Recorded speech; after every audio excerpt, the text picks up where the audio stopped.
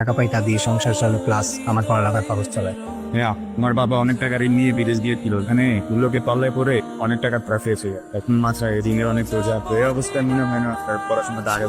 কি ফালতু কথা বলছি, পড়াশোনা কেন হবে? আমরা চিনি না। ভালো করে দেখ, র্যাক দিচ্ছে না। তুই তো ওদের ভালো মতো চিনিসই না। ওর মতো ভালো ছেলে একটাও নাই ক্যাম্পাসে। ও সবাইকে হেল্প করে, এই জন্য সবাই ওর কাছে আসে। হেল্প করতেছে মানে হেল্প করে মানে হেল্প করে। শোন, এই ক্যাম্পাসে অনেক গরিব ছেলে আছে যাদেরকে রাফসান হেল্প করে থাকে। সত্যি বল? হ্যাঁ, দেখ দেখ ওই যে টাকা দিচ্ছে। এখানে পরীক্ষার ফি আছে, ঠিক আছে, সাথে কিছু এক্সট্রা টাকা আছে। পরীক্ষার ফিটা এখানে দিয়ে দিবা, আর এক্সট্রা যে টাকা এগুলো নিজেদের পকেট রাখবা, ফালতু খরচ করবা। যখন প্রয়োজন হবে তখন গেল, হ্যাঁ, যেন ভাবতে না, টেনশনে কিছু নেই। আর ইটস ওকে, তো টেনশন করবো না কখনো, বুঝছো?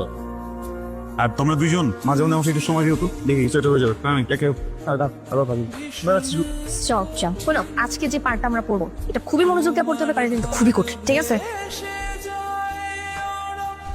কি বলতেছি যেটা পড়বো সেটা খুবই কঠিন, মনোযোগ দিয়ে পড়তে হবে। কিন্তু আমার তো মন বসে না পড়ার টেবিলে, হ্যাঁ? করতেছে না। কেন কেন করতেছো?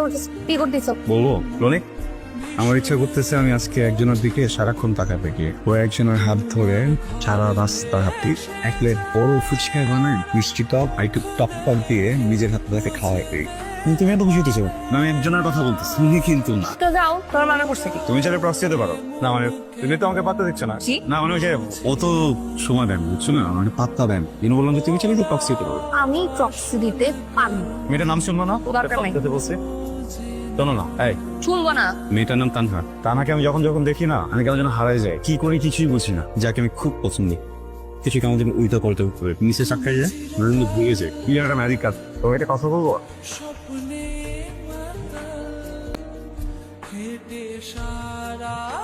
Hello, I love you too. এই রাফসান, প্রিফার করেছি যে পরের ধাপ। হাই, কি যেন হয়েছে আমার, বুঝছো? আমি না ঘুমের ভিতরেও পড়া দিতেছি, পড়া ধরতেছি কি জানো? তুমি হাতে এত বড় লাঠি নিয়ে, এটা কেউ কারোর সাথে করে, এত পড়ো কেন তুমি? আবার আমি পড়বোই না, এখন এখানে খাবো, খেয়ে আমি এখানে একটা ন্যাপ নেবো, পাওয়ার ন্যাপ। মানুষ যখন অনেক পড়ে, মানুষের কি হয়, ঘুম আসে। আমি যখন অনেক পড়ি তখন অনেক ক্ষুধা লাগে, খাই। তুমি খাও, আমি খাবো না। কি বলো, খাবা না? ক্যাম্পাস এরিয়ার বেস্ট রেস্টুরেন্ট এটা, তো এদের খাবার না লপকের লপক। তো সবাই ফার্স্টে বলে খাবো না, পরে না আমি খাবো না, তোমারটা তুমি খাও। এক কাজ করি, আমার খাবার আমি খেলাম, তুমি বসে বসে আমাকে দেখো। কি? না, বলুন যে তুমি বসে বসে থাকো। খাবো না, আর একটু পড়তে পারতাম। খাবো না, খাও, খাবো না, খাও না। না।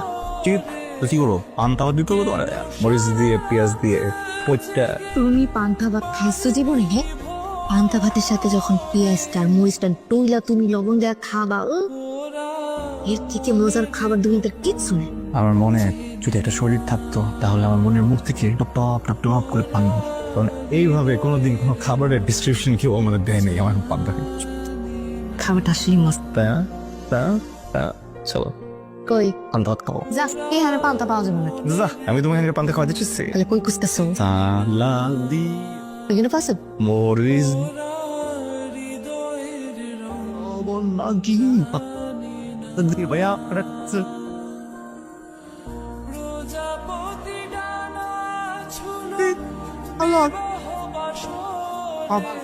আফসারে জাস্ট কপি পেস্ট এটাই তো দিয়া অনেক এরকম প্রপোজ, অনেক হাসতে হাসতে আমার পেট ব্যথা হয়ে যাবে। ভাই তুই একদম আসবে তুই হাসোস।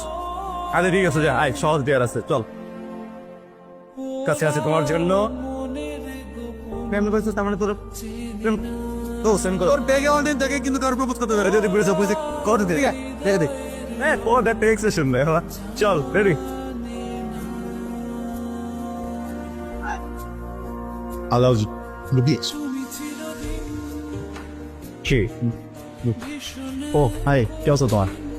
তা না তুমি ভুল বুঝতেছো। মেয়ে মানুষ কখন যে কি বলে কি করে আসলে বোঝা বড় দায়, বুঝছিস? কে জানিস না, এক প্লেট কাচ্চি খাওয়া দিবি, সব ঠিক হয়ে যাবে। ঠিক হয়ে যাবো। দোস্ত, ব্যাপারটা কিন্তু খুব সিরিয়াস। ভাইয়া, আপনি এখানে? আমি আপনাকেই খুঁজছি।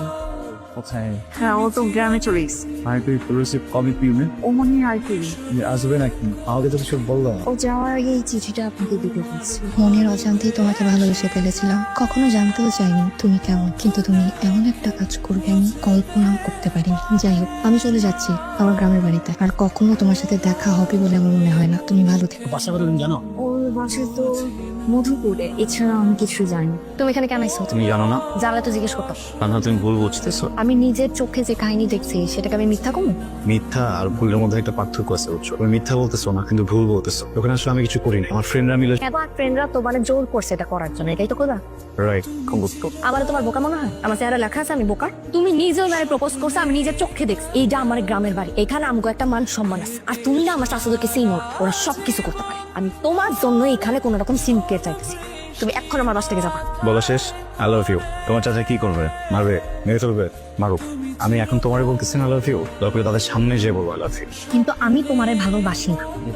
আমি আর কিছু শুনতে চাইতেছি না, বুঝতে চাইতেছি। আমি তোমার হাত জোর করে করতেছি, তুমি এখান থেকে যাও। আমি তোমারে দেখতে চাইতেছি না। লাস্ট কথাটাই না, আমরা সবাই তোমাকে একটা কথা বলার জন্য আসছি। আমি এই ব্যাপারে কোনো কথা শুনতে চাইতেছি। তোমরা আমার বিয়েতে আসছো, আমি খুব খুশি হয়েছি। কালকে আমার বিয়ে, নাচানাচি করো, খাওয়া দাওয়া করো, এরপর এখান থেকে চুপচাপ চলে যাও। তোমরা আমার বাবার আর চাচারে দেখছো, তারা কিন্তু খুবই ডেঞ্জারাস। আমি তোমাদের জন্য এখানে কোনো সিনক্রেট চাই না। তানহা, রাফসানা আমি জাস্ট ছোটবেলার ফ্রেন্ড। আমি বললাম তো আমি এই ব্যাপারে কোনো কথা বলতে চাইতেছি না। না, আমাকে শুনতে হবে এই কথা বল। তুমি এই কথাগুলো না শোনো তাহলে আমরা সারা জীবন তোমাকে চকলেট দিয়ে আমি সেটা পারবো না। তানহা, সেদিন তুমি যা দেখেছো কোনোটাই সত্যি ছিল না। কিন্তু আমরা জাস্ট একটা গেম খেলছিলাম, আর সেই মুহূর্তেই তুমি চলে এসেছো। তুমি যা দেখেছো কোনো কিছুই সত্যি ছিল না, সত্যি সাজানো ছিল। রাফসানা আসলে সত্যিই তোমাকে অনেক বেশি ভালোবাসি। দেখছিস, দেখ আমি বলেছিলাম না ওরা খালি ফ্রেন্ড, তাছাড়া কিছু না। সেদিনের ঘটনার পর থেকে রাফসানার আগের মতো নাই। ও আমাদের সাথে ঠিকমতো কথা বলে, সবসময় চুপচাপ থাকে। আরো তোমাকে ভালোবাসে, সত্যিকার ভালোবাসার জন্যই ঢাকা থেকে আজকে এত দূরে আসছি আমি, শুধু তোমার জন্য। তানহা, তুমি জাস্ট একটাবার ভেবে দেখো আমরা কত কষ্ট করে সেই ঢাকা থেকে আসছি জাস্ট তোমার জন্য। এখন আর আমি কিছু করতে পারবো না। বিয়ে ঠিক হয়ে গেছে। আমি ওই দিন রাফসানের কাছে এই জন্যই গেছিলাম যে আমি কইতে পারি যে আমার বিয়েটা ঠিক হয়ে গেছে।